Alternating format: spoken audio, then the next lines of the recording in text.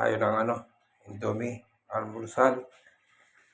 Yan natin ang sili, daon ng sibuyas, itlog, repolyo, celery, at yung kunin natin yung matigas na parte ng pechay. Kailangan huwag tayong magkaksaya. Hirap magtanim ng mga farmers natin. Na tayong tatapon. Sasabaw natin itong pinagano natin ng mais. Yan na, pinagalo-halo natin yung mga gulay na iniwan natin. Celery, pechay, daon ng sibuyas, carrots, tsaka yung sibuyas. Ilagay na natin yung ating noodles, tsaka yung pampalasa, nor cubes, paminta.